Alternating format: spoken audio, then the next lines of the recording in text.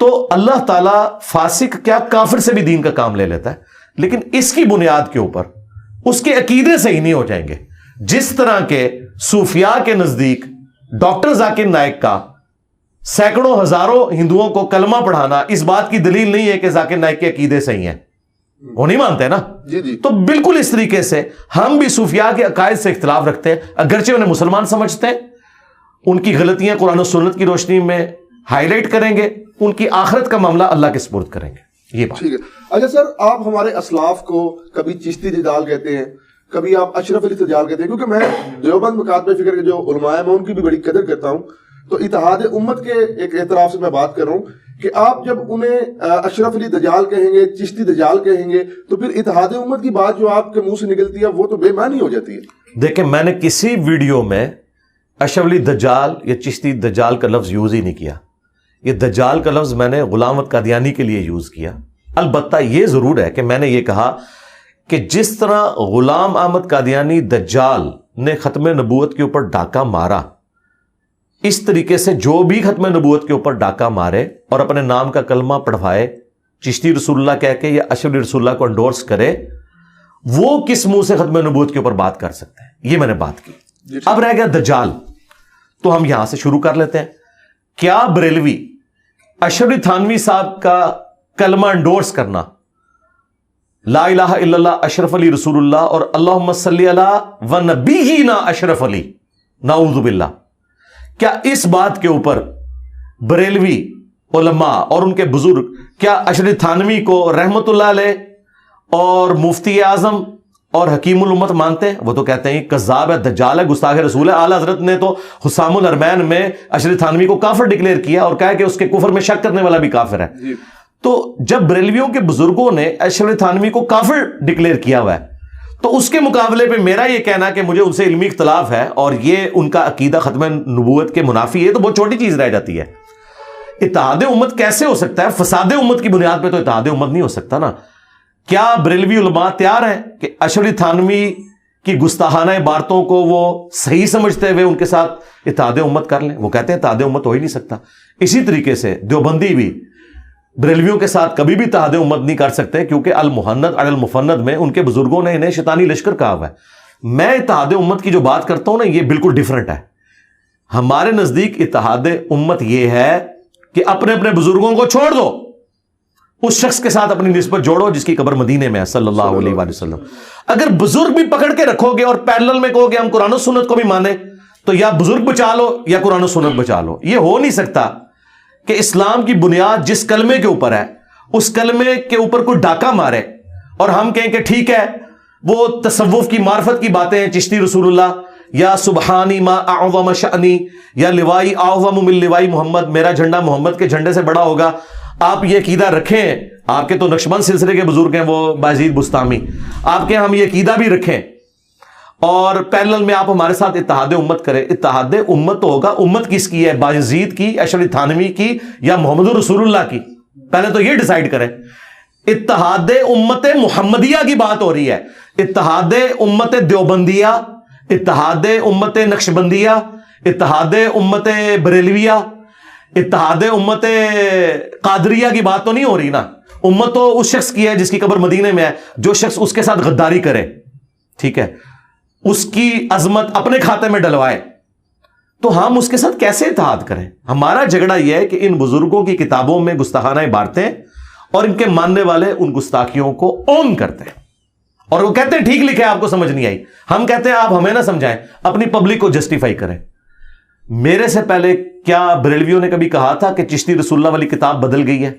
چند سال پہلے ان کے مفتی مناظرے میں ڈیفینڈ کر رہے ہیں اسے، اور ڈیفینڈ اس لیے کر رہے ہیں کہ اعلیٰ حضرت نے فتاوی رضویہ کے اندر سبع سنابل کی تعریف کی ہے اور کہا ہے کہ یہ رسول اللہ کی بارگاہ میں مقبول کتاب ہے اور اس کے اندر بھی چشتی رسول اللہ لکھا ہوا ہے. اگر اعلیٰ حضرت کو پتا تھا کہ اس کتاب میں چشتی رسول اللہ لکھا ہے اور اس کے باوجود انہوں نے کہا یہ نبی الاسلام کی بارگاہ میں مقبول ہے، تو اعلیٰ حضرت تو فارغ ہو گئے. اور اگر ان کو نہیں پتا تھا تو رسول اللہ پہ جھوٹ باندھ دیا. اور یہ بھی نہیں کہ یہ اعلیٰ حضرت کے بعد ایڈ ہوا ہے، ہمارے پاس فارسی کے کلمی نسخے اعلیٰ حضرت کے زمانے کے پرنٹڈ موجود ہیں، ان میں چشتی رسول اللہ موجود ہے. اصل بات یہ ہے کہ ان کو پتہ ہی نہیں تھا، کوئی اللہ تعالیٰ ان کے اوپر بندہ مسلط کر دے گا کہ وہ اعلیٰ حضرت کے مشن کو لے کے آگے چلے گا. اعلیٰ حضرت نے تو صرف دیوبندیوں کے بابوں کو پکڑا, اور یہ کہتے ہیں نا کہ جی انجینئر صاحب ڈھونڈ ڈھونڈ کے جو ہے وہ گند پہ بیٹھتے ہیں جیسے کوئی مکھی بیٹھتی ہے. تو اعلیٰ حضرت نے بھی اشرف علی تھانوی کی سینکڑوں کتابوں میں سے ایک حفظ الایمان میں سے عبارت نکالی ہے نا, باقی کتابیں کیوں نہیں؟ وہ کہتے ہیں فارغ باقی کتابیں. جی جی ہاں کہتے ہیں نا. تو تھوڑے بابے نہیں فارغ کہتے ہیں جی ایک چھوٹی سی بھی گستاخی ہو جائے تو بندہ فارغ ہو جاتا ہے. آپ نقشبند سلسلے سے آپ کے سب سے ڈومیننٹ بزرگ جو ہیں شیخ احمد سرندی ہیں, انہوں نے اپنے ملفوظات کے اندر لکھا ہے کہ میں 1000 سال کا مجدد ہوں. ہم نے ان سے پوچھا ہے کوئی ضعیف حدیث بتا دو, حدیث تو ابو داؤد اور حاکم میں ہے 100 سال کے مجدد کی. یہ اس نے کہاں سے اپنے آپ کو خود ڈکلیئر کر دیا مجدد اور 1000 سال کا, اور پلس اس نے کہا ہے کہ مجھے جتنی شانیں ملی ہیں میں اللہ سے امید کرتا ہوں اس کا کچھ حصہ امام مہدی کو بھی مل جائے گا. وہ اپنے آپ کو امام مہدی تو بڑا سمجھتا ہے. اندازہ کرو, مہدی کی تعریف میں تو ابو داؤد میں مسند احمد میں حدیثیں ہیں, اور تو کہہ رہا ہے کہ مجھے جو کچھ ملا ہے اس کا کچھ حصہ مہدی کو بھی ملے گا. اور اس سے بڑھ کے جو جھوٹ بولا, اس نے کہا کہ اس امت میں اگر کوئی نبی ہوتا تو وہ فقہ حنفی کے مطابق عمل کرتا. اندازہ کرو انادر لیول, تم نبیوں کو فقہ حنفی کے انڈر کر رہے ہو. اور کہا کہ ہمارے بزرگوں نے کشف کے ذریعے دیکھا ہے کہ قرب قیامت میں جب عیسیٰ ابن مریم آئیں گے تو فقہ حنفی کے مطابق عمل کریں گے. یہ نہیں کہ وہ مقلد ہوں گے, ان کا اجتہاد بھی فقہ حنفی سے مل جائے گا. یار اندازہ کرو, جب سنیوں کی کتابیں بخاری اور مسلم ہیں تو حضرت عیسیٰ علیہ السلام نے بخاری مسلم پہ عمل کرنا ہے یا فتاوی عالمگیریہ کے اوپر عمل کرنا ہے؟ مسلم شریف میں تو موجود ہے کہ عیسیٰ ابن مریم تم میں آئیں گے اور تمہیں اللہ کی کتاب اور اس کے نبی کی سنت کے مطابق چلائیں گے. تو اللہ کے نبی کی کتاب تو قرآن ہے اور اس کی سنت بخاری مسلم ہے. حضرت عیسیٰ علیہ السلام بھی بخاری مسلم پہ ہی عمل کریں گے, اور وہ امام بخاری امام مسلم کے پیچھے نہیں ہوں گے. اس کے اندر احادیث جو رسول اللہ کی ہیں صلی اللہ علیہ وآلہ وسلم. اور یہ وہ باتیں جب ہم ہائی لائٹ کرتے ہیں, کل تک تو مکتوبات شریف جو ہے تصوف کا سرمایہ تھے, آج انہی مکتوبات شریف سے جب ہمیں عبارتیں پیش کر رہے ہیں تو یہ کہہ رہے ہیں انجینئر صاحب گستاخی کر رہے ہیں. تو بڑی زیادتی والی بات ہے. یعنی ہم جو بات کر رہے ہیں اس کا جواب دیں. اچھا سر, مزارات کے حوالے سے آپ ایک حدیث پیش کرتے ہیں کہ قبر پہ عمارت نہ بناؤ. جی ہاں جی.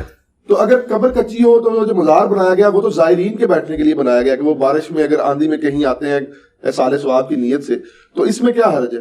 اس میں حرج یہ ہے کہ نبی الاسلام کی 3 بیٹیاں جوان شادی شدہ حضور کی زندگی میں فوت ہوئی ہیں. آپ نے اپنے مبارک ہاتھوں سے دفنایا.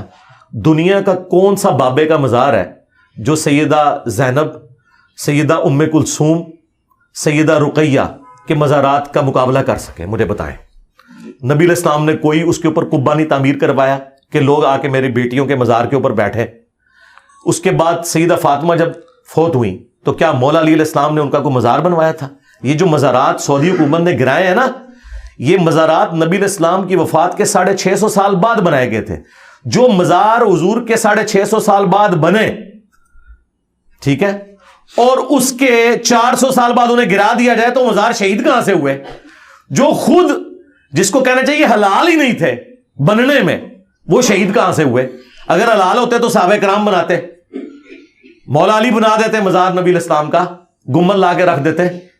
نہیں, ایسا نہیں ہوا. تو نبی علیہ السلام ہمارے لیے رول ماڈل ہے نا. تو یہ جو کہتے ہیں زائرین کے لیے کرتے ہیں, اسلام کوئی مطلوب ہی نہیں ہے. اسلام میں تو یہ ہے کہ قبروں پہ جا کے آخرت کی یاد آئے, وہ کچی قبروں کو دیکھیں, اللہ کے حضور ان کے لیے دعا کریں.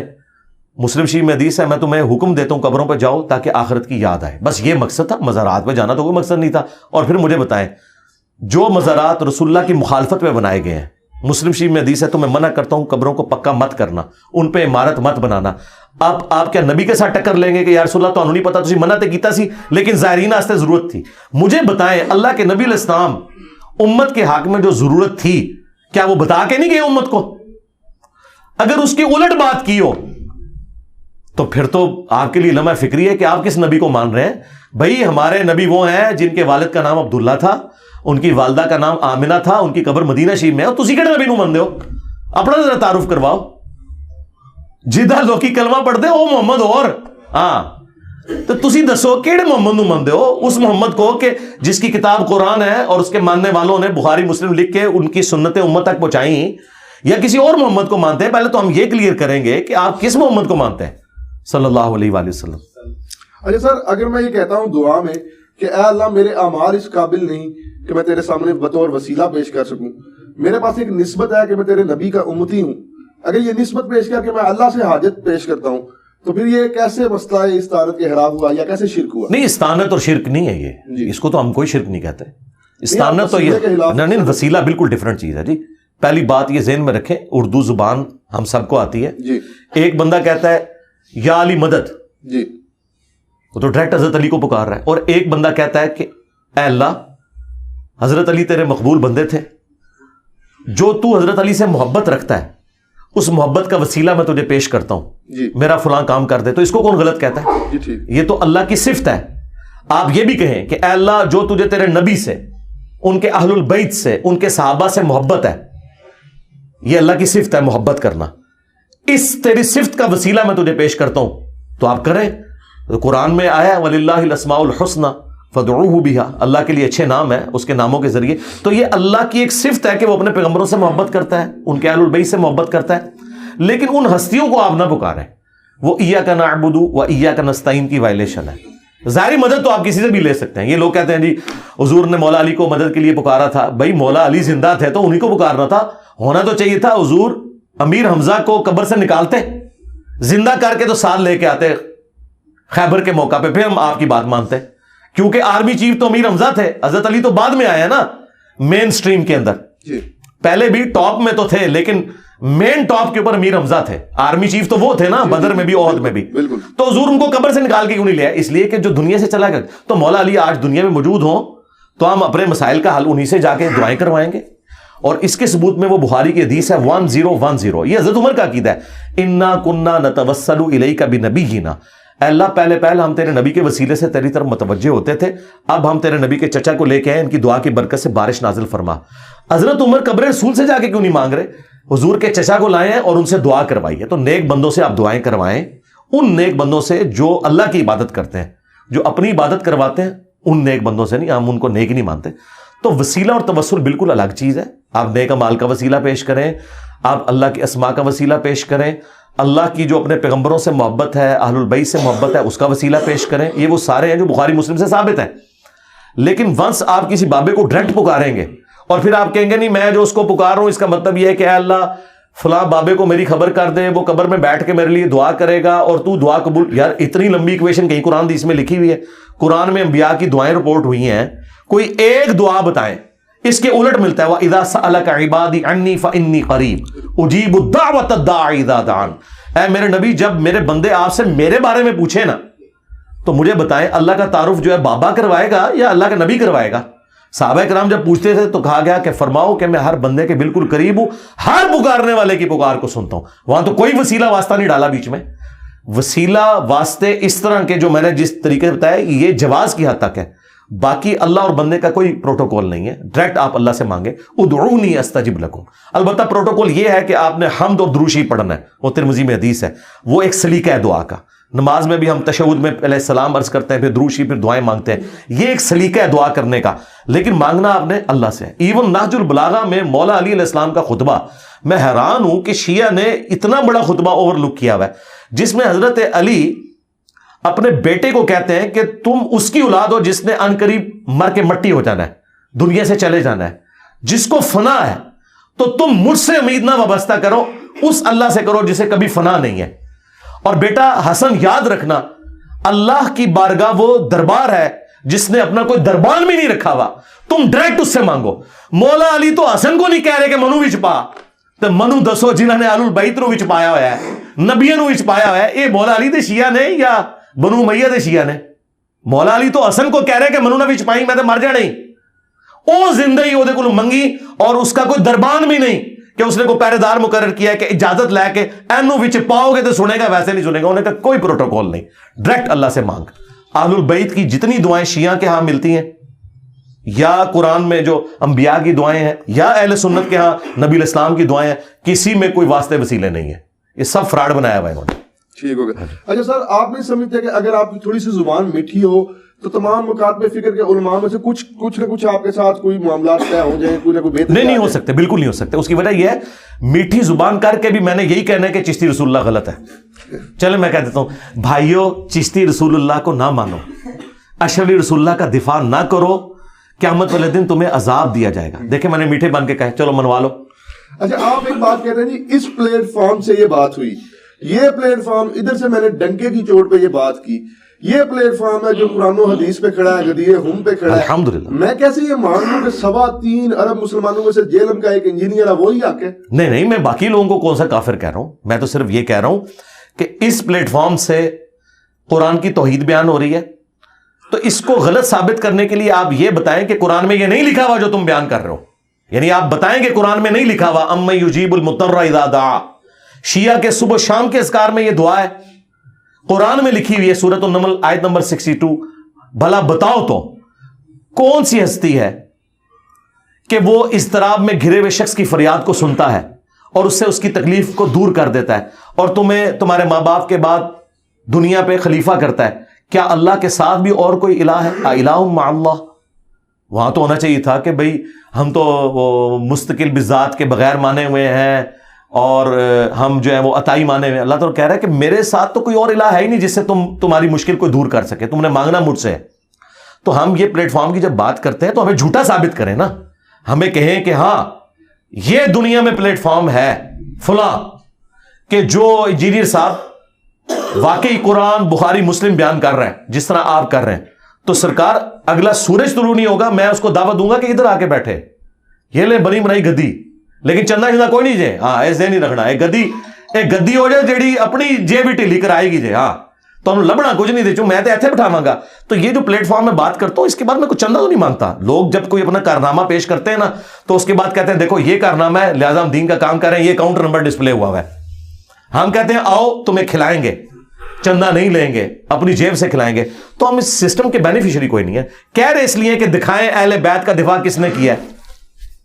جو لوگ یزید کو رحمت اللہ علیہ کہیں، ٹھیک ہے، اعلیٰ حضرت کی جرت نہیں ہوئی ہے. انہوں نے کہا کہ میں یزید کے بارے میں خاموشی اختیار کروں گا کیونکہ امام حنیفہ خاموش تھے. ٹھیک ہے، تو اعلیٰ حضرت کے ماننے والے یزید کو گالیاں کیوں نکال رہے ہیں؟ وہ کہتے ہیں وہ اس لیے نکال رہے ہیں کہ اعلیٰ حضرت نے کہا تھا کہ اگر یزید کو کوئی برا کہے گا ہم اسے روکیں گے نہیں، خود کہیں گے نہیں. تو دسو نا کہ اعلیٰ حضرت جڑا انہیں ہی برا کہندے، تسی اعلیٰ حضرت مسلک تے پھر نہیں ہو. اعلیٰ حضرت کا تو مسلک ہے خاموشی، ٹھیک ہے.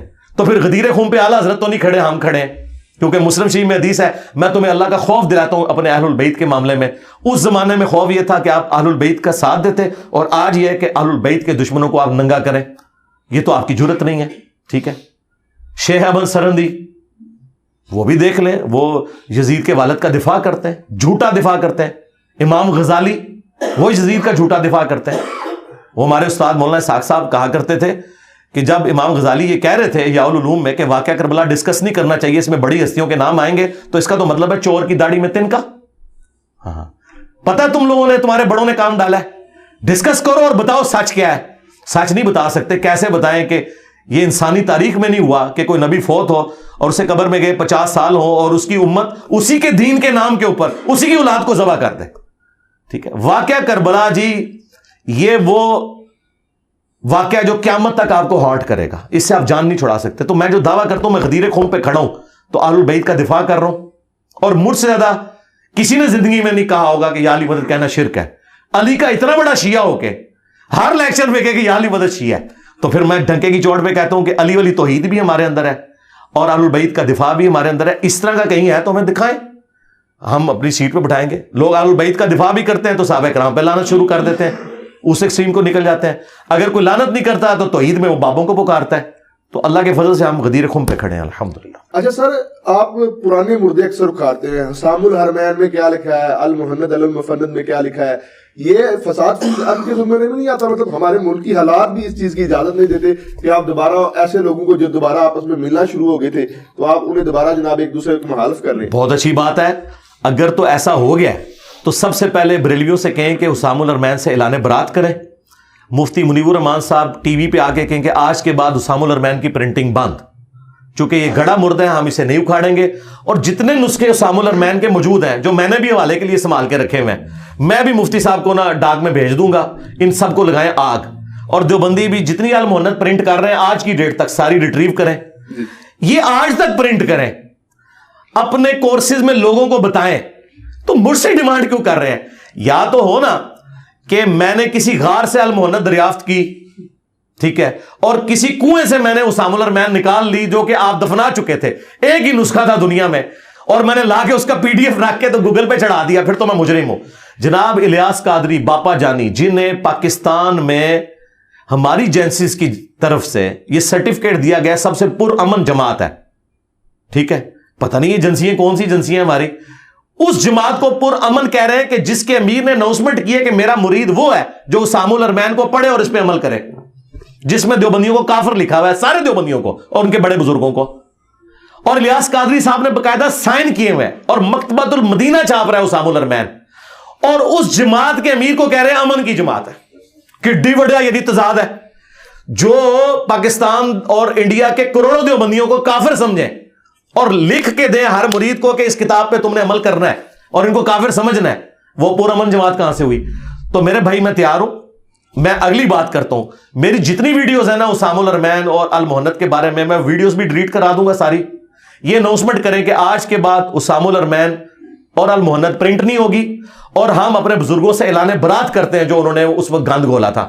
آج یہ ہماری ضرورت نہیں ہے, اس کی سے نقصان ہوا ہے دین کو. لو میں تیار ہوں, ٹائم قیامت تک جائے. اچھا سر, آپ اسٹیبلشمنٹ کے خلاف بھی بڑا کھل کے بولتے ہیں. مطلب اگر کوئی وزیر مشیر بولتا ہے, ان کی اتنی پاور ہوتی ہے, عوام انہیں اتنا مانتی ہے, ووٹ کرتی ہے, تو وہ اٹھایا جاتا ہے, ان پہ مقدمہ ہو جاتا ہے. آپ کے پیچھے وہ پنجابی میں کہتے ہیں کسی کا تھاپڑا تو ہے جڑا مطلب نہیں, ایسا نہیں. دیکھیں وزیر جو اٹھائے گئے نا جی سواتی صاحب, تو انتہائی غلیظ زبان پہ اٹھائے گئے. ایک 70 سال کے بابے کو زیب دیتا ہے کہ اس طریقے سے گفتگو کرے, بالکل پرسنل ہو کے. جی جی بالکل. اس طرح کی گفتگو اسٹیبلشمنٹ تو چھوڑ دیں جی. یہ کسی بدکار عورت کے بارے میں بھی سواتی صاحب وہ لینگویج یوز کریں تو میں کہوں گا اس پہ بھی مقدمہ کرو. یہ کسی کو حق نہیں پہنچتا کہ اس طرح کی زبان استعمال کریں. شہباز گل کی زبان کے اندر جو زہر گھلا ہوا ہے جی, یہ وہ میرے مخالفین کے بارے میں بھی استعمال کریں تو میں کہوں گا شہباز گل کے اوپر FIR کاٹو. یہ طریقہ ہے بات کرنے کا. رہ گیا میرا معاملہ, میں اسٹیبلشمنٹ سے جو اختلاف رائے کرتا ہوں تو میں کبھی ان کے لیے کوئی روڈ لینگویج تو نہیں استعمال کرتا. میں تو ان کو ان کے حلف کی یاد دلاتا ہوں جی کہ آپ اے پولیٹیکل ہو جائیں. میں اس زمانے میں بھی کہتا تھا جب یہ لچ تلے ہوئے تھے, آج تو انہوں نے اپنا لچ تلنا بند کر دیا. لیکن آپ نے تو انہیں خانہ کعبہ کی چھت پہ چڑھا دیا, اب تو وہ کہہ رہے ہیں کہ ہم اے پولیٹیکل ہو گئے. ہم نہیں, میں نے یہ نہیں کہا. میں نے ہی کہا تھا کہ آپ خانہ کعبہ کی چھت کے اوپر بھی چڑھ کے یہ اناؤنسمنٹ کریں نا کہ ہماری آنے والی نسلیں بھی اب ماشاءاللہ نہیں لگائیں گی, تو اللہ سے میں امید کرتا ہوں کہ عوام کے دل میں آپ کے لیے نرم گوشہ پیدا ہو. یہ میں نے کہا تھا کہ آپ جو یہ کہہ رہے ہیں نا یہ عوام نہیں مان رہی. مجھے بتائیں پاکستان میں سب سے پاپولر لیڈر پاکستان کی ہسٹری میں کون ہے؟ عمران خان. میں تو کہتا ہوں محمد علی جناح سے زیادہ پاپولر ہے. ٹھیک ہے, اچھا تو کیا ان کے ماننے والے آج مان رہے ہیں کہ اے پولیٹیکل ہے اسٹیبلشمنٹ؟ کوئی بھی نہیں مان. تو پھر یہی تو میں کہہ رہا ہوں کہ نہیں مان رہے یہ لوگ, اگرچہ وہ ہوئے بھی ہوں تب بھی نہیں مان رہے. تو میں نے اس کے لیے کہا تھا کہ یہ اتنے بڑے لیول کا بگاڑ ہے کہ آپ کعبے کی چھت پہ بھی چڑھ جائیں, انہوں نے نہیں ماننی آپ کی بات جب تک کہ آپ اپنے ایکشن سے شو نہ کریں. مثلا میں یہ ایکشن چاہتا ہوں کہ اگر آئین میں لکھا ہے کہ 90 دن کے اندر الیکشن ہونے چاہیے, یہ کوئی تک نہیں بنتا کہ آپ بجٹ کا بہانہ کر کے تو الیکشن کو آگے لے جائیں. یہ عمران خان صاحب کی ڈیمانڈ بالکل ٹھیک ہے. پہلے تو یہ لوگ کہتے تھے اسمبلیاں توڑے, کیوں نہیں توڑتا خود بخود آٹومیٹک الیکشن ہو جائیں گے. جب اس نے اسمبلیاں توڑی ہیں اب آپ لوگ بہانے کر رہے ہیں, کیوں نہیں الیکشن کرواتے؟ دیکھیں میں ڈیموکریٹک ویلیوز کے ساتھ ہوں, مجھے سپریم کورٹ سے کوئی لینا دینا نہیں. میں سپریم کورٹ کی جو اس وقت صورتحال ہے نا, میں تو سمجھتا ہوں کہ یہ لوگ خود پارٹی بنے ہوئے ہیں. میں آئین کے تحت یہ بات کر رہا ہوں. یہ تو بائی چانس سپریم کورٹ کا فیصلہ بھی ٹھیک ہے, ادروائز تو مجھے ان کے اکثر فیصلے جو ہے نا وہ پولیٹیکل انجینئرنگ لگتے ہیں. یہ نہ بھی فیصلہ کرتے ہیں, ایون سپریم کورٹ کے سارے جج بھی کہہ دینا کہ الیکشن ڈیلے کرو, میں تب بھی کہوں گا کہ آئین کے تحت یہ غلط ہے. یہی سپریم کورٹ ہے جو ڈکٹیٹرز کو ویریفائی کرتی تھی. مشرف کے ہاتھ پہ بیعت کس نے کی تھی؟ سپریم کورٹ نے. یہ انہی کے اعلی کار بنتے ہیں نا. تو سپریم کورٹ ہمارے لیے کوئی اتھارٹی نہیں ہے, اتھارٹی ہمارے لیے آئین ہے. جس طرح قرآن و سنت اسلام میں اتھارٹی ہے نا, ٹھیک ہے نا. کوئی مولوی کوئی بھی بات کرے اس زمانے کا آج کے زمانے کا, ہم کہتے ہیں نکل ادھر سے, غداری نہ کر. آئین کے خلاف کوئی جج بات کرے, کوئی آرمی چیف بات کرے, کوئی پولیٹیکل لیڈر بات کرے, یہ بالکل ہم اسے جو ہے نا وہ ریجیکٹ کریں گے. ہم کہیں گے آئینی بات کرو, یہ آئینی بات ہے, اس کو آپ فالو کرو. ٹھیک ہو گیا. ایک اہل تشریح بھائی ہیں, انہوں نے سوال کیا تھا کہ اوصیاء کا تسلسل رہا ہے ہر نبی کے بعد. حضرت یوشع بن نون جو تھے وہ وصی تھے, تب تک ان پہ پیغمبری بھی نہیں آئی تھی حضرت موسیٰ علیہ السلام کے. تو حضرت اگر قرآن حکیم نبی مکرم صلی اللہ علیہ وسلم کا وصی تھا تو تورات کیوں نہیں حضرت موسیٰ کی وصی تھی؟ اس لیے کہ تورات ٹیمپر ہو گئی. ٹھیک ہے. پہلے کتابیں ٹیمپر ہوتی تھی تو ان کو اللہ تعالیٰ اس کی ریمیڈی کرنے کے لیے پیغمبر بھیجتا تھا. جوشوا ابن نون وہ پیغمبر تھے سرکار. ہاں, انہوں نے مسند حضرت موسیٰ کے زمانے میں نہیں سنبھالی, ان کی وفات کے بعد سنبھال لیا, اور وہ پیغمبر بن چکے تھے اس وقت. اچھا, دوسرا جو شیعہ کا موقف ہے نا عقیدہ امامت کا, یہ بالکل قرآن و سنت کے خلاف ہے, اور پریکٹیکلی وہ خود بھی مان چکے ہیں. دیکھیں, 800 سے 1200 سال پہلے آپ یہ سوال کرتے نا تو میں اس وقت جواب نہ دے سکتا, کیونکہ شیعہ نے کہنا تھا یہ امام جعفر بیٹھے ہیں, یہ امام باقر ہیں. آج میں پوچھوں کتنے امام آپ کے, تو وہ کہتے ہیں کہ وہ غیابت میں ہے. ٹھیک ہے, ہم کہتے ہیں کب سے, وہ کہتے ہیں 1200 سال سے. تو ہم کہتے ہیں 1200 سال سے اوصیاء پھر کون ہے؟ ٹھیک ہے, بتاؤ نا. علماء ہے تو سرکار پھر اسی ہے نا اوصیاء. اگر علماء ہے تو قرآن میں تو آیا کہ بنی اسرائیل میں اللہ تعالیٰ اہل علم کو اٹھاتا تھا جو انبیاء کی دعوت آگے پہنچاتے تھے. تو ٹھیک ہے سرکار, ہم وہی کام کر رہے ہیں. ایران میں بھی مجلس شورا بنی ہوئی ہے, علماء وہی کر رہے ہیں کام. امام خمینی نے وہی کام کیا, خامنائی صاحب وہی کر رہے ہیں, سستانی صاحب وہی کر رہے ہیں, تقی عثمانی صاحب وہی کام کر رہے ہیں. تو یہ اوصیاء ہے نا. لیکن یہ وہ اوصیاء ہیں جو قرآن و سنت سے بتائیں گے فَإِن تَنَازَعْتُمْ فِي شَيْءٍ فَرُدُّوهُ إِلَى اللَّهِ وَالرَّسُولِ. سیدھی سی بات ہے, اگر معاملہ اس طرح کا معاملہ ہوگا تو پھر اللہ اور اس کے رسول کی طرف پلٹایا جائے گا. اور میں آپ کو بتاؤں, علمی اختلاف زندگی میں مولا علی سے ان کے بیٹوں نے کیا. مسلم شریف میں حدیث ہے, ولید بن عقبہ نے فجر کے 4 فرض پڑھا دیے تھے. جی بالکل, شراب پی کے. ہاں, بخاری میں بھی اس کا حصہ حضرت عثمان والے چیپٹر میں ہے, مسلم میں تفصیل ہے. وہ شکایت پہنچی, حضرت عثمان نے کہا کہ لوگ یہ باتیں کر رہے ہیں کہ میرا یہ ستیلا بھائی ہے تو میں ایسے بچا لوں گا, تو ایسا نہیں ہوگا. حضرت علی چونکہ چیف جسٹس تھے تو انہوں نے حضرت علی سے کہا کہ ٹھیک ہے آپ اس کے اوپر حکم جاری کریں. 80 کوڑے حضرت عمر لگواتے تھے, نبی علیہ السلام نے 40 لگوائے. تو حضرت علی نے کہا ٹھیک ہے حسن اٹھو اور کوڑے لگاؤ. تو حضرت حسن نے حضرت علی سے کیا کہا, انہوں نے کہا کہ جو اس کی میٹھی کھاتا ہے وہی کڑوی چکھے. ٹھیک ہے, باپ کی بات نہیں مانی, پوائنٹ ٹو بی نوٹڈ. ٹھیک ہے, کیوں نہیں مانی؟ انہوں نے کہا کہ یار یہ بنو امیہ سے ہے, ہم بنو ہاشم سے ہیں. لگایا حضرت عثمان نے خود. کوڑا جب مجھ سے مروائیں گے تو یہ تو خاندانی تعصب آ جائے گا, قبائلی سسٹم, تو ہمیں نہ ڈالے. یہ بنو امیہ ہی لگائے اس کو کوڑے, جنہوں نے یہ تحفہ ہم پہ مسلط کیا ہے. حضرت علی نے کوئی برا نہیں مانا. آپ نے اپنے جو بیٹا تھا دوسرا, انڈائریکٹلی اسما بنت امیس سے تھا چونکہ ان سے نکاح کر لیا تھا, عبداللہ ابن جعفر جو بھتیجا بھی لگتا تھا, انہیں کہا تو 40 کوڑے لگوائے اور کہا کہ بس 40 میں رک جاؤ. حضرت عمر 80 لگواتے تھے, حضور نے 40 لگوائے, حضرت ابوبکر بھی 40 لگوائے, میں 40 دونوں کو صحیح سمجھتا ہوں لیکن 40 پہ ایک تو ادھر بھی 40 کی ویو آف کر دیا. ورنہ میرے صحابی تے 80 لوانے چاہیے سن کہ حضرت عثمان دا نام لے کے تو ویچ کے اللہ دے بندیا خلافت نو بدنام کر رہا ہے. لیکن حضرت علی نے کہا نہیں یار چھوڑ دو, مطلب یہ نہ ہو کہ کوئی خاندانی تعصب نہ آ جائے.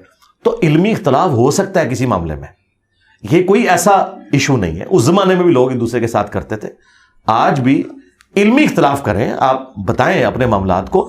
تو شیعہ کا جو یہ موقف ہے نا کہ اماموں سے پوچھنا ہے تو ٹھیک ہے, امام محمد مہدی علیہ السلام کو اگر سامنے نہیں لا سکتے, وہ نہیں آنا چاہتے, تو ہم نے ان کو ریکویسٹ کی تھی کہ آپ ہمیں واٹس ایپ نمبر دے دیں, موبائل نمبر دے دیں. تو انہوں نے کہا آپ نے گستاخی کر دی. گستاخی کہاں سے ہوگی؟ آج کے دور میں یہی بات ہوگی نا. مثلا آپ کہتے ہیں کہ فلاں عالم سے مسئلہ پوچھو, تو میں آپ سے کیا کہوں گا کہ اس کا یوٹیوب چینل بتائیں. آپ کے نہیں ہے تو میں کہوں گا واٹس ایپ نمبر دیں. مزاروں کے ایڈریس نہیں آپ بتاتے, اس میں توہین کہاں سے ہوگی؟ میں تو کہتا ہوں کہ اللہ کے نبی علیہ السلام دنیا میں آئے اس وقت تو دعوت کا ذریعہ ہے, آپ کا بھی یوٹیوب چینل ہوگا, آپ بھی لوگوں کو مسائل بتائیں گے, واٹس ایپ گروپس ہوں گے. آج کے کیونکہ اس زمانے میں جتنے لیٹسٹ چیزیں تھیں وہ آپ نے کی. بخاری مسلم میں آتا ہے جب نبی علیہ السلام نے کافروں کو خط لکھے تو صحابہ نے کہا یا رسول اللہ یہ خط آپ کے نہیں, وہ قبول کریں گے, مور لگائیں اس کے اوپر. تو یہ مور نبوت جو آپ دیکھ رہے ہیں نا, یہ نبی علیہ السلام نے اپنی مرضی سے نہیں بنوائی, یہ صحابہ نے کہا یا رسول اللہ واٹس ایپ نمبر بڑھاؤ, نیچے منی جائے گی تہاڈی خط. پھر حضور نے کہا ٹھیک ہے اے میری مور بنواؤ, اور دیکھیں مور کیسی پیاری ہے. محمد سب سے نیچے رکھا ہے, اللہ کو اوپر رکھا ہے. حالانکہ لکھتے آپ تو محمد رسول اللہ عموماً پہلا لفظ اوپر لکھا جاتا ہے, دوسرا نیچے, تیسرا اس سے نیچے, لیکن پرائورٹی آپ نے دیکھی ہے الٹ لکھا. اصل میں یہ سیدھا لکھا کہ اللہ کا نام اوپر رکھا, محمد رسول اللہ. یہ نبی علیہ السلام نے مور نبوت صحابہ کرام کے مشورے پہ اس لیے بنوائی تھی کہ بخاری مسلم کے الفاظ ہیں یا رسول اللہ یہ غیر مسلم جو ہیں وہ مور کے بغیر کو خط نہیں قبول کرتے. تو نبی علیہ السلام نے تو نہیں کہا کہ نہیں میرا تو خط فرنجی جائے گا. آپ نے کہا ٹھیک ہے, اگر یہ نارمز ہے لے کے جائیں. ایون آپ نے صحابہ کرام سے ٹریننگ دلوائی کہ ان کو وہ دوسری زبانیں سکھائیں کہ جا کے ان سے باتیں کریں. تو نبی علیہ السلام آج موجود ہوں تو انٹرنیٹ بھی یوز کریں گے, سارے معاملات ہوں گے. یہ تو یعنی اس دور کی, اس زمانے میں بھی آپ دیکھیں بخاری مسلم کی حدیث ہے, آگاہ ہو جاؤ طاقت پھینکے ہوئے ہتھیاروں میں ہے. نبی علیہ السلام اس زمانے میں بھی کہتے تھے تلوار چھوٹی طاقت ہے, تیر چلانا سیکھو, کیونکہ دور سے آپ کسی کو کر. آج بھی دنیا مان رہی ہے کہ پھینکے ہوئے ہتھیار جو ہے نا یہ زیادہ طاقت رکھتے ہیں. میزائل کیا ہے؟ تیر ہے آج کا, بالکل پھینکا ہوا ہتھیار ہے نا. سکون سے آپ اپنے ملک میں بیٹھے ادھر سے دوسرے کو اڑا دیتے ہیں. تو قرآن میں آیا کہ پلے ہوئے گھوڑے تیار رکھو کافروں کے خلاف. تو آج تو وہ گھوڑے نہیں ہوں گے, آج تو وہ ٹینک ہوں گے, بلکہ اس سے بھی آگے کی بات ہے, اب تو لیزر گائیڈڈ میزائل ہوں گے. تو اس طرح کی باتیں کرنا یہ کوئی توہین نہیں ہے کسی کی. تو ہم نے یہ کہا تھا کہ بھائی 1200 سال پہلے تو آپ امام کو مل سکتے تھے, آج امام غیابت میں ہے. تو اگر وہ سامنے نہیں آنا چاہتے, کوئی یوٹیوب اپنا چینل بنائے, ہم یوٹیوب سے کوشچن پوچھتے ہیں, وہ ہماری رہنمائی کریں. ہم تیار بیٹھے ہوئے ہیں سرکار, ہم تو اہل بیت کا دفاع کر رہے ہیں. اور میں آپ کو بتاؤں یہ دعوے کرتے ہیں کہ فلانا امام جڑا ہے امام مہدی نو ملیا ہے.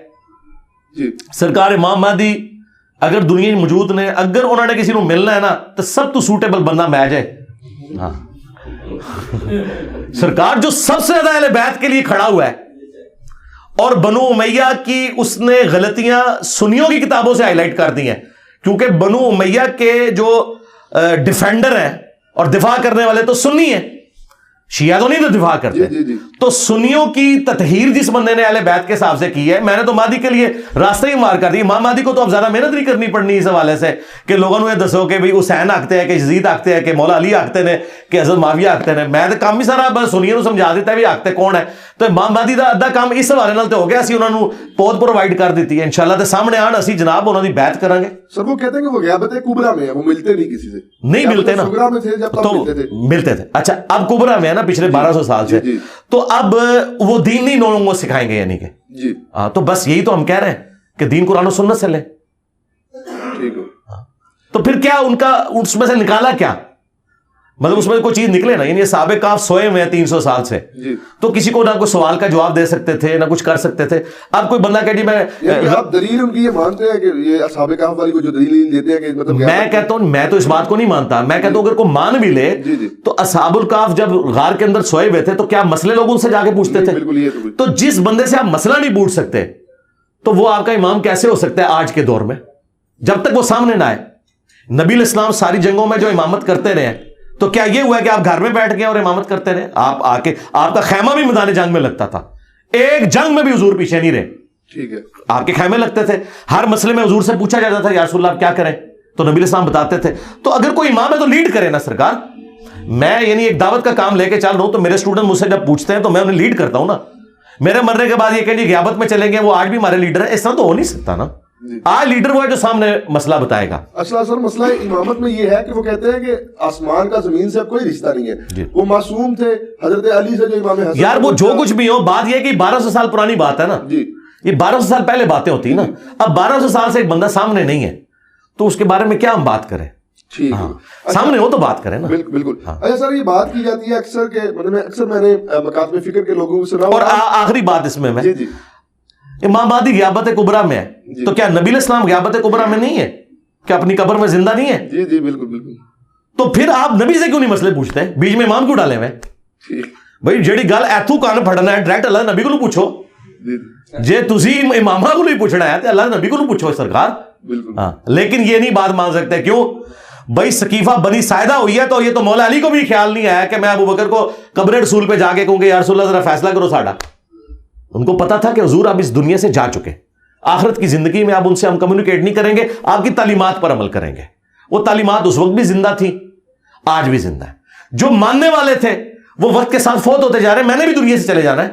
میرے مرنے کے بعد کوئی یہ تو نہیں کہے گا کہ انجینئر صاحب اس مسئلے میں کیا کہتے ہیں. ہاں ویڈیو سے کہہ سکتا ہے, لیکن ویڈیو میں بھی وہ والا دیکھیں گے. جرا والا نہیں ہوئے گا نا, وہ کہیں گے نہیں یہ انہوں نے اپنی رائے ہے, ایسی نہیں مندے. اچھا سر مطلب میں یہ کہتا ہوں کہ آپ کہتے ہیں نہیں, آپ نے میں نے بہت کم دیکھا ہے کسی بات پہ رجوع کیا ہو. کافی سارے ایسے بہت ساری باتوں میں رجوع کیا ہے. میں نے یہ رجوع کیا ہے کہ آپ مزار پہ جائیں اور اونچی آواز سے کہیں کہ اللہ ادھر جو بزرگ دفن ہے نا, جو اس نے چھپ کے گناہ کیے, جو سامنے کیے, جو چھوٹے کیے, جو بڑے کیے, وہ معاف کرتے تو سر اس طرح ٹانٹ سے کہنے کے بجائے ٹانٹ نہیں ہے. چلے میں پیار سے کہہ دیتا ہوں کہ جی آپ جب اپنے بزرگوں کے مزارات پہ جائیں تو بلند آواز سے میرے بھائیوں کہا کریں اے اللہ اس کے چھوٹے بڑے چھپ کے کیے سامنے کیے, گناہ تو ہر بندے سے ہوتا ہے, یہ تو مانتے ہیں, معصوم تو صرف پیغمبر ہے, ہاں یہ تو کوئی نہیں ہے کہ نہیں کیے ہوں گے, یقیناً کیے ہوں گے.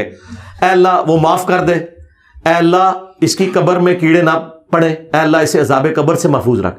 یار اگر اللہ کے نبی یہ دعا کر سکتے ہیں اللہم انی اعوذ بک من عذاب جہنم ومن عذاب القبر ومن فتنۃ المحیا والممات ومن شر فتنۃ المسیح الدجال, ہماری تعلیم کے لیے, ٹھیک ہے, لیکن وہ حضور کے لیے تو بات ٹھیک ہے کہ وہ ہماری تعلیم کے لیے تھا, لیکن باقیوں کو آپ نے اس لیے نہیں سکھائی کہ ہر کوئی یہ کہ یہ تعلیم واسطے ہے.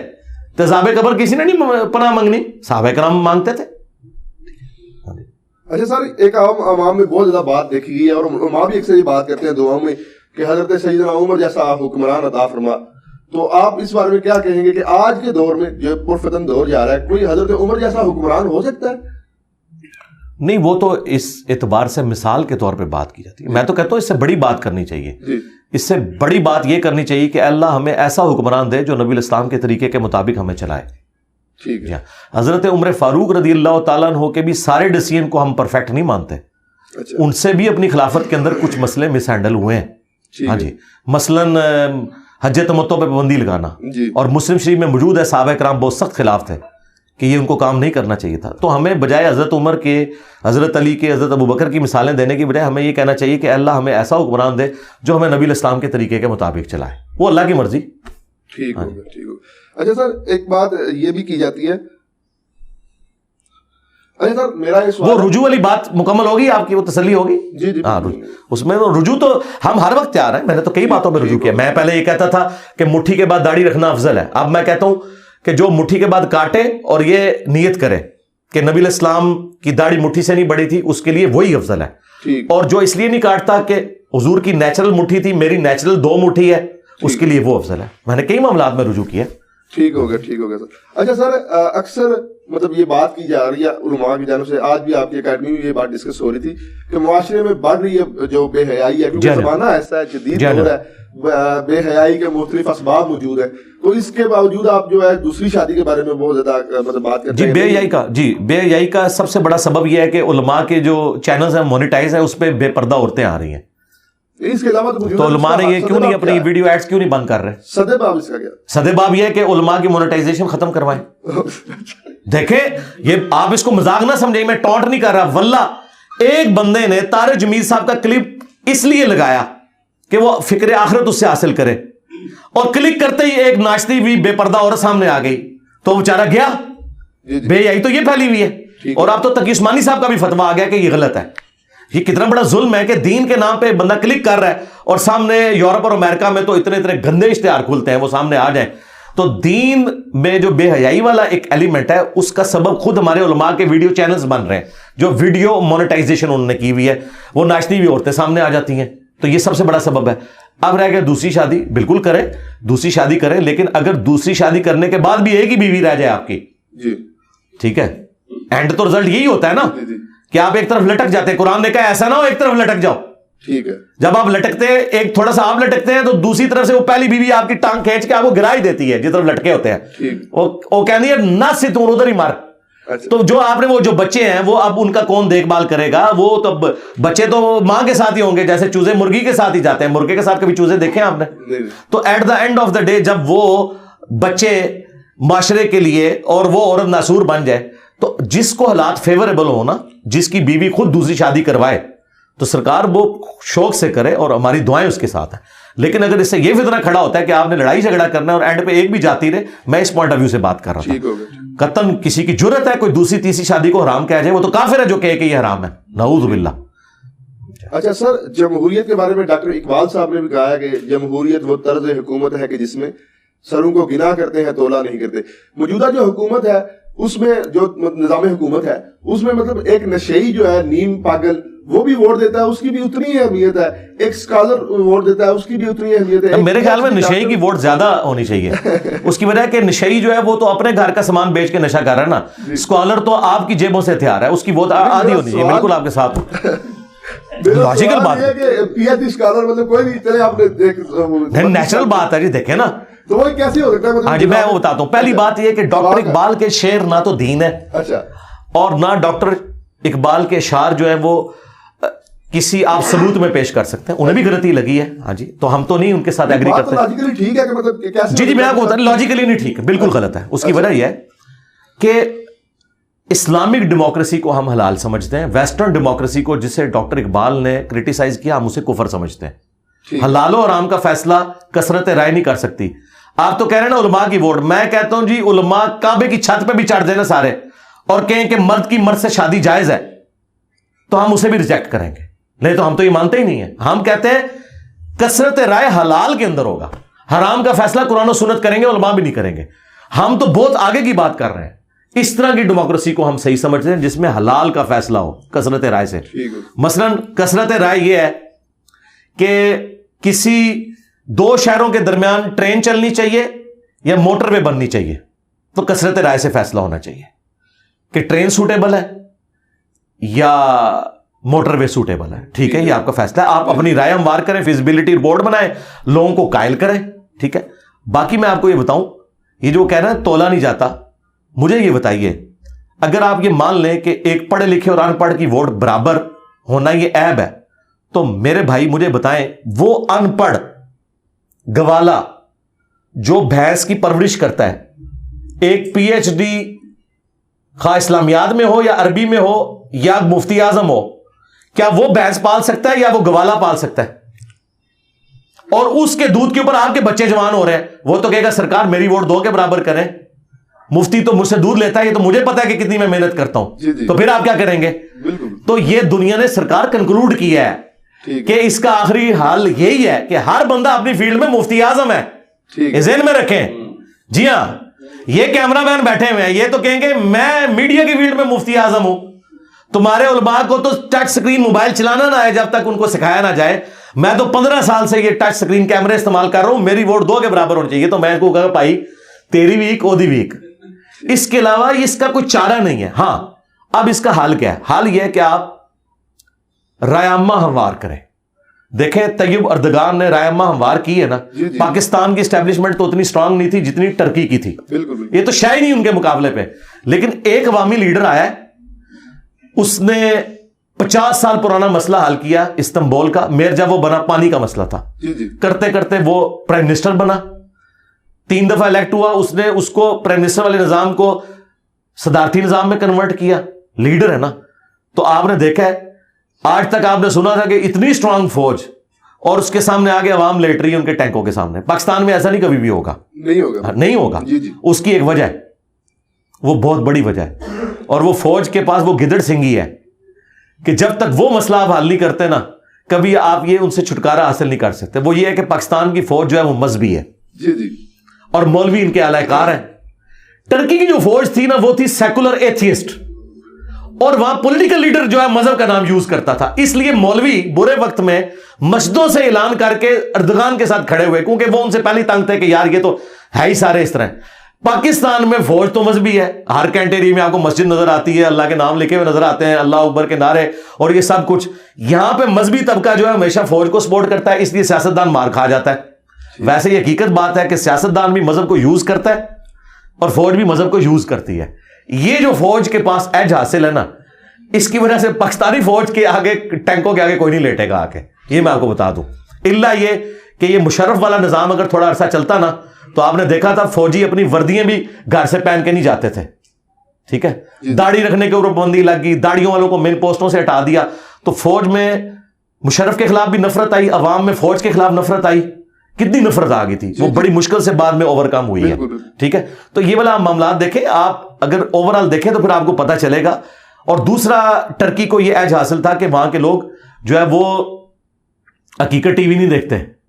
ہاں, وہاں کے لوگ اے آر وائی یا جیو نہیں دیکھتے, وہاں کے لوگ دیکھتے ہیں بی بی سی, جہاں ڈیموکریٹک ویلیوز ہیں. وہ یورپ کے اندر رہتے ہیں, انہیں پتہ ہے کہ ڈیموکریسی کے کتنے فائدے ہیں, اس لیے وہ ڈکٹیٹرشپ سے ٹکرا گئے. ہمارے لوگوں کو تو پتہ ہی نہیں ہے ڈکٹیٹرشپ, وہ تو کہتے ہیں جی کوئی ڈنڈے والا حکمران لے کے آؤ. ڈنڈے والے تھوڑے آئے نے, کوئی ایک رتی برابر بھی انہوں نے کام کیتا ہے بیڑا ڈوبنے دے سوا. ضیاء الحق آپ کو جو ہے نا کلاشنکوف کلچر دے گیا, سارا ہیروئن کلچر دے گیا, سنی شیعہ کافر کے فتوے دے گیا, اور مشرف آ کے آپ کو امریکہ کی جھولی میں ڈال کے چلا گیا اور یہاں پہ لال مسجد کی ایکٹیویٹی ہوئی اور فوج کے خلاف جو ہے یہاں پہ نفرت پھیلی, تو ان کے ڈکٹیٹرز نے کیا دیا ہے امت کو؟ چھوڑیں. اچھا, لامحدود نجی ملکیت یہ رکھنا اسلام میں کیا جائز ہے؟ لامحدود تو ہو ہی نہیں سکتی جی سرکار. مطلب آج دیکھیں آپ بیوروکریٹس جو ہے ہمارے, انہوں نے رکھی ہوئی ہے, اس کے علاوہ جو بڑے بڑے نہیں لامحدود تو نہیں ہوگی, مطلب وہ گنی تو جائے گی. مطلب کافی ہے سر. میرے یا میں مرلے ڈیڑھ مرلے کے گھر میرے بھائی اسلام میں اگر آپ زکوٰۃ دے رہے ہیں جی, زمین کی پیداوار کا عشر دے رہے ہیں تو اسلام کو تو کوئی تکلیف نہیں آپ سے. ٹھیک ہو گیا, ٹھیک ہو گیا. آپ کو حیران کن بات بتاؤں, یہ لوگوں کو یقین نہیں آئے گا, آپ بخاری شریف کھولیں, حضرت زبیر جب شہید ہوئے نا, آج کے اربوں روپے کے مقروض تھے سرکار, کروڑوں نہیں اربوں. وہ آپ سونے کی ویلیو کیلکولیٹ کریں آج کے حساب سے. جی جی. اب آپ سوچیں گے حضرت زبیر عشرہ مبشرہ, اور وہ جنگ جمل سے ایک دن پہلے اپنے بیٹے کو کہہ رہے ہیں, بخاری کے الفاظ ہیں کہ ہو سکتا ہے میں کل مارا جاؤں تو تم نے میرا قرض اتارنا ہے. اب آپ سوچیں گے کہ اس کے اوپر قرض اربوں روپے کا ہے, وہ کتنے کی دے رہے ہیں. ہوا یہ تھا کہ اس زمانے میں بینک نہیں ہوتے تھے, لوگ جو ہے وہ بڑے لوگوں کے پاس اپنی مانتے رکھواتے تھے, وہ مانتے انہوں نے رکھوا دی, آگے انہوں نے وہ بھی غریبوں میں بانٹنی شروع کر دی. ادھار تو ادھار نہیں ہوتا ہے, حضرت علی کو نہیں تھے حضور ڈیوٹی لگا کے کہ مانتے واپس کرنی ہے, وہ ادھر غریبوں میں لٹا دی, اور جن کی مانتے تھی وہ واپس دینی تھی. ٹھیک ہے, بعد میں کتنی مشکل سے حضرت عبداللہ ابن زبیر نے وہ قرضہ اتارا ہے, اور وہ اس طرح اتارا ہے, وہ بھی خیر کیا اتارا, وہ بیت المال سے ہی پیسہ گیا سارا. حضرت معاویہ کو ریکویسٹ کی کہ حضرت زبیر کی یہ زمین ہے, وہ زمین تھی سپوز 1 کروڑ روپے کی, انہوں نے کہا یار یہ آپ 1 ارب کی خرید لیں تو چلیں. تو حضرت معاویہ نے بھی جیب سے کوئی نہیں دیا, بیت المال سے ان کو پیسے دیے. اس طرح مختلف جگہوں سے پیسے کٹ کر کے انہوں نے اپنے باپ کا قرضہ اتارا. تو مجھے بتائیں حضرت زبیر کے پاس تو اربوں کا قرضہ تھا, اس طرح باقی صحابہ کے پاس بھی بہت زیادہ ایسٹس تھے, لیکن اگر وہ زکوٰۃ دیتا ہے اور اس طرح کے معاملات لے کے چلتا ہے تو یہ جائز ہے, لیکن یہ پسندیدہ نہیں ہے. پسندیدہ وہی ہے جو ابو ذر غفاری کا مذہب ہے. ہاں ہم ابو ذر غفاری کے ساتھ ہیں, لیکن اس کو ہم حرام اس لیے نہیں کہتے کہ ہمارے پاس یہ اختیار نہیں کہ شریعت میں ایک چیز حلال ہے مجھے حرام کہتے ہیں. ٹھیک ہو گیا سر. آخر میں سر, کیونکہ میں اتحاد امت کی نیت سے آیا ہوں اور میں ایک پلیٹ فارم اتحاد امت کا چلا رہا ہوں. اتحاد امت بڑا وزنی چیز ہے جی, جزیر بہت رہے اتحاد امت رو تھوڑا پیغام دیں. اتحاد امت صرف یہ ہے جی کہ اپنا چھوڑ دو, دوسروں کا بھی تھوڑا تھوڑا چھیڑو, تو آپ کو پتا چلے گا سب کے پاس کچھ نہ کچھ حق ہے. وہ سارا حق ایک جگہ جمع کرو اور اپنی نسبت قرآن و سنت کے ساتھ مضبوط کرو, اپنے اپنے بزرگوں سے دستبردار ہو جاؤ, کیونکہ آپ کے بزرگ دوسروں کے نزدیک مردود ہیں اور ان کے بزرگ آپ کے نزدیک مردود ہیں. بزرگ بھی آپ اپنے ساتھ سنبھال کے رکھیں. اب مجھے بتائیں میں کسی ایسے شخص سے کیسے محبت کر سکتا ہوں جس نے اشرف علی رسول اللہ کلمے کو انڈورس کیا ہوا ہے, اور آپ مجھ سے یہ ایکسپیکٹ کریں کہ میں ان کے ساتھ اتحاد امت کر دوں اس حال میں کہ وہ اس کا دفاع بھی کریں. تو سرکار میں رسول اللہ کو کیا منہ دکھاؤں گا؟ یہ تو حضرت عمر آج زندہ ہوتے تو پوچھتے اشرف علی رسول اللہ اور چشتی رسول اللہ پارٹی کو کہ تم لوگ کیا دفاع کر رہے ہو. وہ تو چھوٹی چھوٹی بات پہ کہتے تھے یا رسول اللہ اجازت دے اس کی گردن کاٹ دوں. تو میں تو حضرت عمر سے بہت نرم ہوں, میں نے کبھی نہیں کہا گردن کاٹ دوں. میں کہتا ہوں یار علمی اختلاف ہے, خدا کے لیے اتحاد امت بالکل اس کے الٹ ہے جو آپ کو بتایا جاتا ہے. کہتے ہیں جی اپنا چھوڑو نہ کسی کا چھیڑو نہ, یہ فساد امت ہے. اتحاد امت یہ ہے کہ اپنا پہلے چھوڑو دوسروں کا بھی چھوڑو. دیکھو ہم نے اتحاد امت کروایا, ہمارے اس درس میں بریلوی دیوبندی اہل حدیث شیعہ سارے فرقوں کے لوگ آتے ہیں. یہ آپ نے کہیں دیکھا ہے؟ ہمارے اسٹوڈنٹس جا کے شیعہ کی امام بارگاہ میں نماز پڑھتے ہیں اوپر ہاتھ باندھ کے, اور دیوبندی اور اہل حدیثوں کی مسجد میں ہاتھ چھوڑ کے نماز پڑھتے ہیں. اتحاد امت ہے کہ نہیں؟ کوئی فساد امت نہیں ہوا. فساد امت یہ ہے کہ جب آپ کہتے ہیں کہ ہم جنتی فرقہ ہیں باقی سارے کافر ہیں, اس کی وجہ سے ہوتا ہے. اور پریکٹیکلی ان کے بزرگ کر کے گئے. تو اتحاد امت صرف اس صورت میں ہوگا کہ امت محمدیہ کے اوپر کٹھے ہوں. امت دیوبندیہ, امت بریلویہ, امت وہابیہ, امت شیعہ کے اوپر امت نے نہیں کٹھا ہونا. امت حضرت ابوبکر پہ بھی نہیں اکٹھی ہو سکتی, شیعہ نہیں مانیں گے. امت ایک ہی بندے پہ اکٹھی ہو سکتی ہے جس کی قبر مدینے میں ہے, اور جنہیں جب غسل دیا گیا تھا تو کپڑے نہیں اتارے گئے تھے ان کے, باقی سب کے کپڑے اتارے جاتے ہیں. میں یہ بہت سخت جملہ بول رہا ہوں اس لیے کہ یار مجھے مزہ آنا شروع ہو گیا ہے اس جملے کا, کہ میرا امام وہ ہے کہ جب اسے اس کے کپڑوں سمیت غسل دیا گیا تھا, اور تو ان اماموں کو لے کے چل رہا ہے کہ وفات کے بعد ان کے کپڑے اتارے گئے تھے غسل دینے کے لیے. اور میرا امام وہ ہے ما ضل صاحبکم وما غوا, تمہارے نبی نہ کبھی بہکے ہیں اور نہ کبھی بہرا چلے ہیں.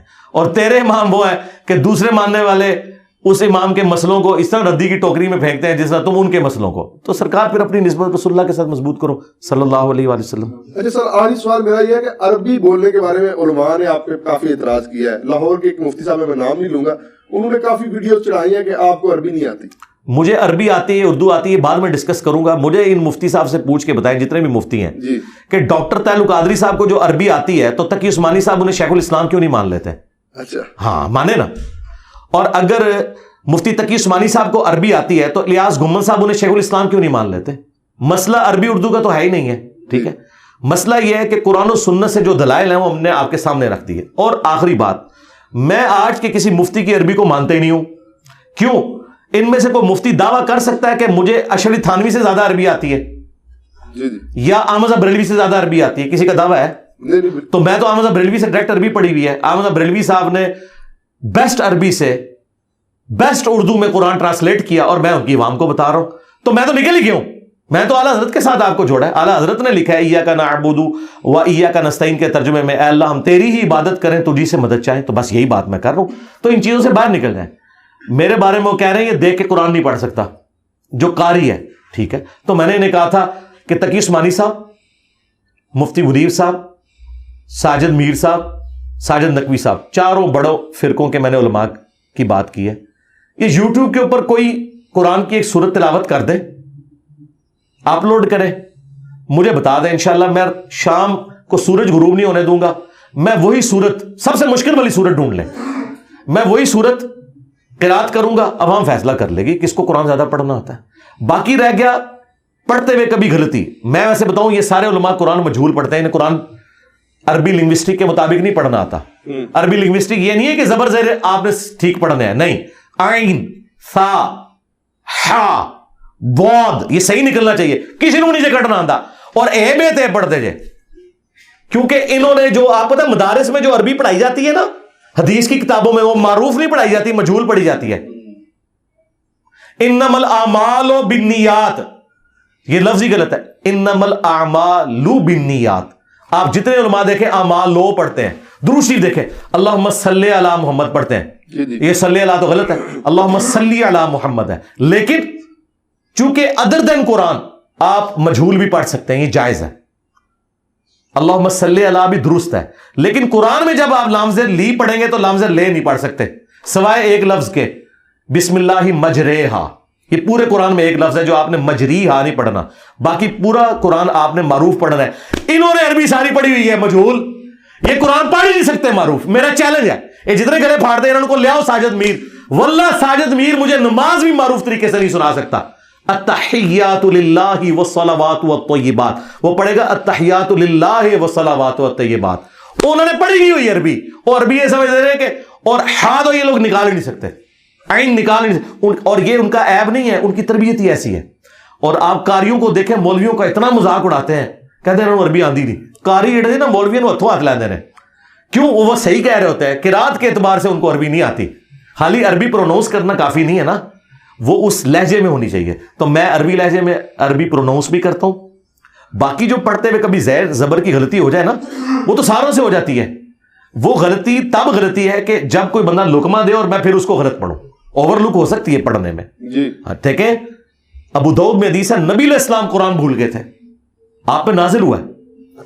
تو بعد میں ایک صحابی نے یا رسول, آپ نے فرمایا تم نے مجھے یاد دلا دینا تھا, لقمہ دے دینا تھا. تو آپ اندازہ کریں کہ کیا نبی علیہ السلام کو نہیں پتا تھا؟ بات یہ ہے کہ کبھی کوئی بندہ اگلی آیت بھول جاتا ہے, یا پڑھتے ہوئے متشابہ آیات آ جاتی ہیں ایک طرح کی. بعض اوقات آپ دیکھ کے بھی پڑھتے ہیں. میں آپ کو پروف ریڈنگ میں بھی بتاؤں, ہم نے جب پمفلٹ لکھے نا تو 10 بندوں سے میں نے پروف ریڈنگ کروائی, اور ایسے بندوں سے بھی کروائی کہ جن کی انٹرسٹ کا وہ ٹاپک نہیں تھا. کیوں؟ جو بندہ دیندار ہے نا, وہ حدیث میں اگر کہا کہ کی غلطی ہوگا نا تو وہ اپنی یادداشت سے اسے صحیح پڑھ رہا ہوگا. لیکن جس بندے کو نہیں پتا ہوگا وہ والی غلطی بھی نکال لے گا. مطلب اگر یہ اس میں اگر یہ تے کے کوئی نقطے مس ہوں گے نا تو آپ بابے تے پہ پہنچیں گے, شاید کوئی نہیں, خود ہی پڑھ لو گے. آپ دیکھیں گے کئی لوگ انجینئر کے سپیلنگ غلط لکھ دیتے ہیں, لیکن وہ آپ پڑھیں گے اسے انجینئر ہی, وہ انہوں نے نا وہ نون پہلے ڈالی ہوتی ہے, یہ بعد میں ڈالی ہوتی ہے. حالانکہ انجینئر کے سپیلنگ میں یہ پہلے, لیکن میں آپ کو دونوں دکھاؤں نا آپ صحیح پڑھیں گے اسے, کیونکہ آپ اتنے غور سے نہیں دیکھیں گے. لیکن جو جس کا انٹرسٹ نہیں ہوگا نا وہ دیکھے گا پہلے یہ پہلے پائس کے بعد پائس. تو یہ اس طرح کے معاملات ہو جاتے ہیں. غلطی تب ہے کہ میں نے ایک کوئی لفظ پڑھا اور بار بار اسے غلط پڑھا, اور میں تو فی البدی مجھے سینکڑوں آیات قرآن کی زبانی یاد ہے, اور میں فی البدی پڑھتا ہوں عربی لنگوسٹک کے لہجے میں پڑھتا ہوں, میرے درجنوں ویڈیوز ہیں, قرآن کلاسز ہیں, ان میں کہیں ایک کوئی زبر زیر کی غلطی ہو جائے اور اس کو پڑھ کے اس کو دیکھ کے قرآن پڑھنا نہیں آتا, میں کہتا ہوں جی ضرور کہیں گے, اچھی بات ہے. جب آپ کہیں گے دیکھ کے قرآن پڑھنا نہیں آتا, لوگ دیکھ لیں گے اسے پڑھنا آتا ہے کہ نہیں آتا. اور ایک مولوی یہاں تک کہہ رہا ہے, وہ کہہ رہا ہے جی دیکھیں آپ یہ چڑھ جائے تو پھر وہ لوگوں کو پتہ لگ جائے گا قرآن میں یہ غلط پڑھ رہا ہوگا. سرکار ہماری جتنی قرآن کلاسز اپلوڈ ہو رہی ہیں اس کے نیچے عربی لکھی ہوئی بھی آ رہی ہے. اگر میں نے پرونونس بھی کہیں غلط کر دیا تو وہ آپ کو لکھا ہوا نظر آئے گا کہ یہ اس طریقے سے ہے. تو پرونونس ڈاکٹر اسرار صاحب سے زیادہ قرآن کوئی نہیں جانتا تھا. ایون ان کے مخالفین بھی مانتے ہیں کہ ڈاکٹر اسرار جیسے کراس ریفرنسز کسی عالم دین کو بھی نہیں آتے تھے, حالانکہ وہ حافظ قرآن نہیں تھے, لیکن کراس ریفرنس وہ اس طرح بیان کرتے تھے. متشابہ آیات میں بھی وہ غلطی نہیں کھاتے تھے اکا دکا موقعوں کے سوا. 20 سال تک وہ بیان القرآن ریکارڈ کرواتے رہے. اس کے بعد فائنل انہوں نے 98 کے اندر وہ بیان القرآن فائنل ریکارڈ کرایا جو ویڈیو میں, اس میں بھی کئی جگہ زبر زیر کی غلطیاں ہیں, میں نے خود نوٹ کی ہیں, لیکن میں نے کبھی وہ کلپ کاٹ کے نہیں چلایا کہ ڈاکٹر اسرار کو قرآن پڑھنا نہیں آتا. اور ڈاکٹر اسرار صاحب کا وہ پورا قرآن مجہول بھی ہے. وہ ہے پڑھ دیتے ہیں ہی کو بعض جگہ پہ, تے پڑھ دیں گے تی کو, ٹھیک ہے, بو پڑھ دیں گے بو کو, ہو جاتا ہے. اس لیے کہ مجھے پتا ہے کہ ظاہر ہے کہ وہ, لیکن یہ چیز میں ڈاکٹر اسرار کو میں کہتا ہوں جی ڈاکٹر اسرار کو جتنا قرآن آتا تھا نا, تمہارے مرے بزرگوں میں زندہ بزرگوں میں کسی کو قرآن اتنا نہیں آتا, کیونکہ تم لوگ قرآن پڑھ کے اپنے بابے ثابت کرتے رہو, ڈاکٹر اسرار لوگوں کو تو ہی سکھاتا رہا. ٹھیک ہے, تو تمہاری تفسیروں کا میں نے کیا کرنا ہے, جو تم لوگ 50 جلدوں کی تفسیر لکھ کے مر جاؤ اور شرک ثابت کرتے رہو, تو میں تو اس کی تفسیر مانوں گا نا جس نے قرآن کو اسی طرح مانا جس طرح کہ نازل ہوا. تو یہ کوئی ایسا اعتراض نہیں ہوتا, اور اسی لیے یہ اس طرح کا علمی اعتراض میں نے کبھی نہیں دیکھا کہ ہمارے کسی اسٹوڈنٹ نے یا میں نے کسی کی اس طرح کی کوئی ویڈیو کاٹ کے اپلوڈ. حالانکہ مجھے ریئل ٹائم ان کے بڑے علماء جو حدیثیں بیان کر رہے ہوتے ہیں اس میں کئی جگہ غلطی نظر آتی ہے, 2-3 حدیثوں کو مکس کر جاتے ہیں. اب میں اس کو غلطی بنا کے پیش کروں اس طرح نہیں, میں نے 1-2 دفعہ پکڑا, لیکن ساتھ ہی میں نے کہا یہ میں کوئی علمی اعتراض نہیں کر رہا, چونکہ ان کا دعویٰ ہے, ان کی جوتی ان کے سر پہ مار رہا ہوں, میں نہیں اس کو سمجھتا کہ یہ اعتراض بنتا ہے. مثلا ان کے پاکستان لیول کے ایک بہت بڑے پیر ذوالفقار نقشبندی صاحب جو انجینئر بھی ہیں, جن کے بارے میں کہتے ہیں اس طرح کے انجینئر کو ہم مانتے ہیں جو پیر بھی ہو عالم بھی ہو, اس نے کہا کہ بخاری میں لکھا ہے کہ قبروں پہ مارتے مت بناؤ. میں نے کہا بخاری میں حدیث ہی نہیں ہے. اچھا ٹھیک ہے, وہ مسلم میں, لیکن میں نے ساتھ ہی کہا کہ میں کوئی علمی اعتراض نہیں کر رہا, چونکہ ان کا دعویٰ ہے کہ انجینئر بھی ہیں پیر بھی ہیں تو دل کا حال بھی جانتے ہیں اور درس بخاری بھی دیتے ہیں, اور دی غلطی معاف نہیں ہوئے گی, انہوں پھر اس لیول پہ پکڑا جائے گا. علمی اعتراض نہیں, ایک جذباتی اعتراض ہے, چونکہ یہ خود دوسروں کے اوپر یہی کرتے ہیں نا اس طرح کے اعتراضات. تو اللہ کا شکر ہے, غلطی بتائیں, ہائی لائٹ کریں, انشاءاللہ ہم اپنی اصلاح کریں گے, اس میں کوئی ایسا مسئلہ نہیں ہے, ہر وقت لرننگ کے لیے تیار ہے. اچھا سر, تمام فرقوں میں کوئی ایک عالم دین ایسا بتا دیں جو مطلب باقی تمام سے بہتر ہو, مطلب آپ کے نزدیک وہ بہتر, آپ کو عزم ہو جائے گا. جی بالکل, جاوید احمد غامدی صاحب, ٹھیک ہے سر. ان میں تکنا کتنا اخلاق نبوت تواڈے مولوی موجود ہے, تواڈے مولویاں دے منہ تو جھگ چھوٹتی ہے جدوں میں جاوید غامدی صاحب دا نام لینا وا. یار کیوں چھوٹتی ہے؟ غامدی صاحب نے تو کبھی آپ کی منجی نہیں ٹھوکی, اس نے تو کوئی گستاخی نہیں کی. غامدی جتنی عربی تمہارے بزرگوں کو بھی نہیں آتی, پڑھتے وہ بھی مجہول ہیں, قرآن بھی مجہول پڑھتے ہیں, لیکن عربی لیکن پڑھ رہے مجبور. قرآن سے پوچھیں گے تو عربی غلط پڑھ رہے ہیں, میں ویسے بتا رہا ہوں. ویسے زبر زیرے صحیح پڑھنا اور وہ عربی شاعری بھی ان کو کمال آتی ہے, ان کے مولویوں سے زیادہ عربی آتی ہے. تو میرا نہیں رائٹ میں کسی کے بارے میں میں ان کو کیوں بہتر سمجھتا ہوں. میرے نزدیک داڑھی, فرقہ, شلوار ٹخنوں سے اوپر کرنا, رفع دین کرنا نہ کرنا, اس سے بڑی چیزیں ہیں توحید اور ختم نبوت. میرے نزدیک کسی بریلوی دیوبندی اہل حدیث کی توحید اور ختم نبوت کا عقیدہ اتنا مضبوط نہیں جتنا غامدی صاحب کا. لیکن آپ سر انہیں منکرین حدیث میں بھی کنسیڈر, وہ تو بعد کی بات. منکرین حدیث سب سے بڑے حنفی ہیں, کہتے ہیں بخاری مسلم سنیوں کی کتابیں نماز رفع الدین سے پڑھتے نہیں, کہتے ہیں بغلوں میں بت رکھ کے آتے تھے. منکرین حدیث تو حنفی ہیں. ٹھیک ہے, بات تو یہ ہے نا. غامدی صاحب کا عقیدہ توحید بھی دیوبند بریلوی اہل حدیث شیعہ سے بہتر. غامدی صاحب کا ختم نبوت کا عقیدہ بھی, وہ کسی باب بزرگ کی وہ اس طرح کی کسی عبارت کو وہ تو صوفیاء کو آڑے ہاتھوں لیتے ہیں, ان سے بہتر. تو باقی چیزیں تو بعد میں آئیں گی نا, پہلی چیز توحید اور عقیدہ ختم نبوت ہے. اس کے اعتبار سے زندہ لوگوں میں غامدی صاحب سے بڑا کوئی عالم دین نہیں ہے جو اتنی دلیری کے ساتھ یہ عقیدہ رکھتا ہو. تو اس لیے میں ان کو بہتر سمجھتا ہوں. اگر آپ کے علم میں کوئی ہے تو لیں, میں ابھی اس کو پہلے نمبر پہ ڈکلیئر کر دیتا ہوں. ہاں مفتی منیر صاحب سامنے آئے اور کہیں کہ میں چشتی رسول اللہ اور جو صوفیاء کی جتنی گستاخانہ باتیں ہیں انہیں ردے کی ٹوکری میں پھینکا جائے, کتابوں کی پرنٹنگ بند کی جائے, آندہ سے میں غامدی صاحب سے ان کا بھی نام لے لوں گا, لیکن ساتھ ان کو کہنا ہے کہ بابوں کو پکارنا بھی شرک ہے, توحید بھی صحیح ہونی چاہیے, میں ان کا نام لوں گا. ٹھیک ہے, بہت شکریہ سر. اب حافظ جی بغیر یہ تھی آج کا سیشن, اور ہم نے کوشش کی انجینئر صاحب کے نظریات ان کے ساتھ, ہمارے نظریات ہمارے ساتھ, ہم نے کوشش کی ہے کہ آج کے جتنا بھی سیشن ہے اس میں بغیر کسی اسکرپٹ کے آپ کے سامنے پیش کیا جائے. آپ سے گزارش ہے ہمارے چینل کو سبسکرائب کیجیے اور ویڈیو کو لائک کیجیے. اللہ حافظ. جزاک اللہ.